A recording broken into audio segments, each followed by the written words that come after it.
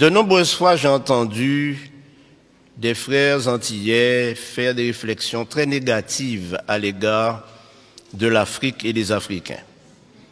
Mon problème est que c'est le résultat d'une coalition internationale dans le cadre du conflit cosmique où les médias du monde entier se sont ligués contre ceux qui ne sont pas décolorés. Car en réalité, vous découvrirez à travers l'étude, malheureusement, le temps m'est compté, de sorte que je vais faire des raccourcis, mais je veux faire 3 déclarations qui vont vous pousser à réfléchir et peut-être à sonder les Écritures davantage. La première, c'est que la Bible a été écrite pour que les Africains sachent que Dieu est leur Dieu. La deuxième chose que je vais dire, c'est que le peuple d'Israël est un peuple noir. Et la troisième chose que je dirai, c'est que nous, Antillais, descendants d'esclaves, il y a probablement parmi nous des descendants des tribus d'Israël. Alors plusieurs fois nous avons dit, mais c'était pour les Juifs. Nous ne sommes pas Juifs. Nous ne sommes pas Israélites. Je fais la différence entre Israélites et Israéliens. Et qui sommes-nous? Et volontiers, nous nous décrivons comme des païens ou des païens convertis. Mais attention. Pour répondre à toutes les questions que j'ai soulevées, et ne m'en veuillez pas, il faut commencer par répondre à une première question. Où Dieu a-t-il planté le jardin d'Éden? Alors certains me diront toutes sortes de lieux géographiques. Mais si nous lisons attentivement, et j'aimerais, frères, vous dire que lire la Bible n'est pas suffisant. Mais ce qui est important, c'est de sonder les Écritures, questionner notre foi et questionner nos pratiques. Mais j'aimerais vous inviter à lire en Genèse chapitre 2 pour découvrir que le jardin d'Éden était en Afrique centrale. Je pourrais m'arrêter là et vous laisser partir frustré. Et probablement vous posant des questions en vous disant, mais ce pasteur qu'on a invité aujourd'hui, d'où vient-il? Qui est-il? Quel étrange personnage. Mais vous savez, mes amis, je suis né dans l'église adventiste, mais je n'étais pas adventiste quand je suis né.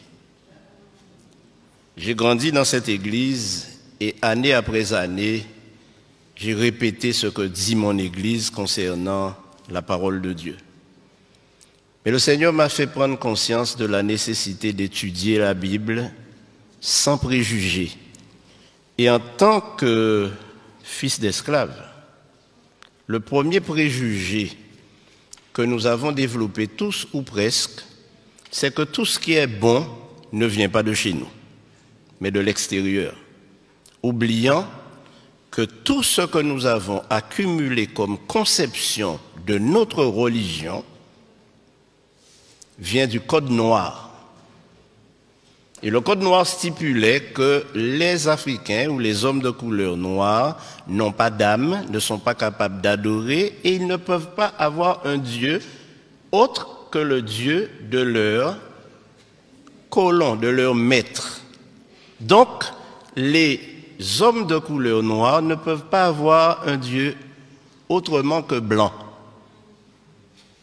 Et voilà ce que nous avons cultivé. Et jusqu'à présent, nos enfants, nous leur montrons un Christ blanc, nous leur montrons des anges blancs, et quand nous parlons de Dieu, nous pensons même déjà, nous l'avons déjà coloré en blanc.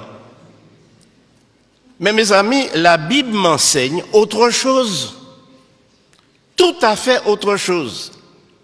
Et quand je lis la répartition des nations sur terre, je me rends compte que nous sommes tous cousins et cousines. Car nous sommes tous mon cher Max, des descendants de Noé. Tous descendants de Noé, à travers ses fils. Or, le seul fils de Noé qui était un albinos, donc blanc, c'était Japheth. Mais Sem et Cam, ou Ham, puisque Cam c'est francisé, étaient noirs. Les Sémites sont des noirs. Les descendants de Sem sont des noirs. Et les descendants de Cam sont des noirs. Et c'est la Bible qui le prouve. Dans la généalogie de Jésus, il y a plusieurs Cananéens.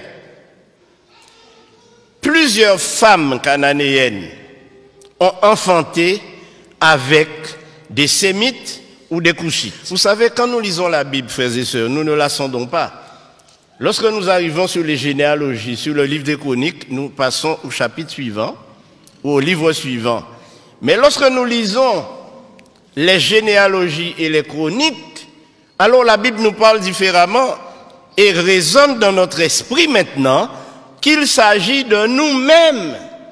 Frères et sœurs, notre religion n'aura aucun sens si nous nous mettons à imaginer notre religion à travers la religion des autres. Dieu ne nous a pas été prêté par les Blancs, puisque Dieu est le Dieu des Noirs. Nous ne pouvons pas prétendre suivre une religion que nous avons reçue de ceux qui nous ont évangélisés. D'ailleurs, ceux qui nous ont évangélisés, ils ont commencé par nous tuer lorsque nous n'acceptions pas leur religion. Et j'aimerais vous dire que lorsque les esclaves ont été déportés de l'Afrique aux Antilles, en Amérique et dans les colonies, ils avaient une spiritualité. Ils adoraient Dieu. Ils le connaissaient. Et ce que le Code noir a fait, c'est de leur enlever ce Dieu qu'ils adoraient déjà pour le remplacer par un Dieu inconnu. Je crois que nous devons revenir à la parole de Dieu. Alors, mes amis, Abraham était un noir qui vivait dans un pays noir avec une femme noire, Sarah. Mais la question est, mais quelle est la couleur de Jésus? Qui ne s'est pas posé cette question? Une autre question pourrait être, mais quelle est la couleur de Dieu lui-même? Bon, je vous dirai, la couleur de Dieu, pour mettre tout le monde d'accord, c'est arc-en-ciel. Parce que la Bible nous dit que personne ne l'a jamais vu, mais lorsqu'on regarde son trône, le trône est entouré d'un arc-en-ciel. Donc on va dire que la couleur de Dieu, c'est arc-en-ciel. Mais j'aimerais vous dire, mes amis, que les choses ne sont pas aussi faciles. Dans le Nouveau Testament, nous trouvons plusieurs Africains. L'eunuque, par exemple, il était de quelle nationalité? Il était éthiopien. Donc il venait du pays de Couche. Maintenant, quel est le plus grand et plus célèbre Africain que nous connaissons? Le plus grand et plus célèbre, plus fameux Africain que je connaisse, c'est Moïse, né en Égypte. Il est né en Égypte. C'est un Africain, Moïse. Un Africain noir. Beaucoup de personnes s'imaginent Moïse à travers le film de Cécile B. DeMille, un vieux blanc à tête blonde, à cheveux blancs et barbe blanche. Non! Et la raison est simple, mes amis. Moïse a été élevé à la cour de Pharaon pour succéder au Pharaon. Or, nous savons aujourd'hui, et le monde scientifique, les historiens, les théologiens savent que les Égyptiens étaient des Noirs et les pharaons étaient noirs. Alors, Moïse était le plus grand noir célèbre que l'on connaisse. Et ceci a été prouvé par le plus grand savant du XXe siècle africain, qui s'appelle Cheikh Anta Diop et qui a déterminé par ses études et prouvé au monde scientifique que la civilisation égyptienne et noire est la première civilisation du monde. Et aujourd'hui, quand nous parlons, nous disons que l'Afrique est le berceau de l'humanité, n'est-ce pas? Et si le berceau de l'humanité est en Afrique, ça signifie que Dieu a créé Adam et Ève en Afrique. Et quand nous disons que l'Afrique est le berceau de l'humanité, nous oublions malheureusement que l'Afrique a été à l'origine de toutes les sciences, de toutes les connaissances, à l'origine de tout ce que nous avons dans cette civilisation occidentale européenne, mais qui a été détruit lors des conquêtes, et on a cassé les nez de toutes les statues égyptiennes pour qu'on ne voit pas le caractère négroïde. Ainsi donc, mes amis, ne nous laissons pas embarquer, mais puissions-nous cultiver une religion authentique. Mais mes amis, il y a 2 généalogies de Jésus dans la Bible. Une en Matthieu 1er et l'autre en Luc 3. Ces 2 généalogies, je vous invite à les lire, à les comparer, et vous vous rendrez compte qu'elles sont inversées, c'est-à-dire une commence par la fin et l'autre commence par le commencement.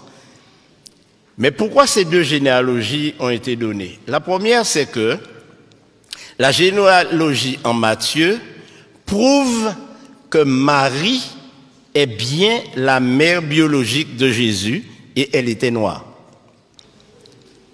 À la question, mais quelle est la couleur de Jésus? Alors, si je vous dis que je ne sais pas, vous ne me croirez pas, après tout ce que j'ai dit. Mais ce que j'ai découvert en étudiant les généalogies, c'est que toute l'ascendance de Jésus, depuis Abraham, est de lignée noire, sémite et cushite.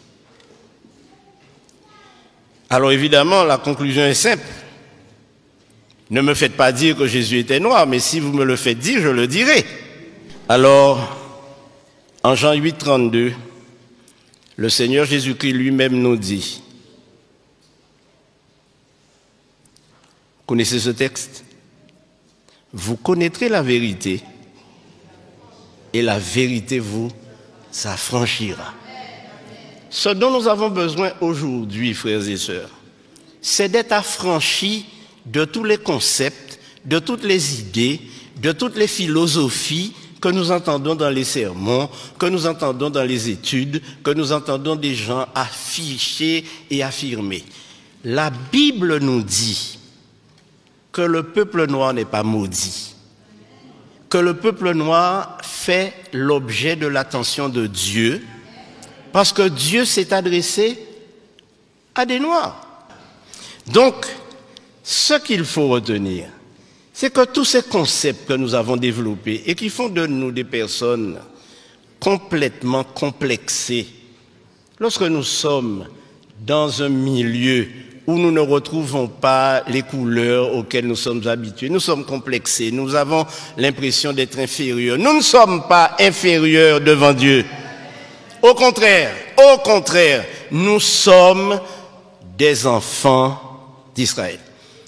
Il y a de cela 2 ans, j'étais au Ghana. J'étais à Kumasi, au Ghana.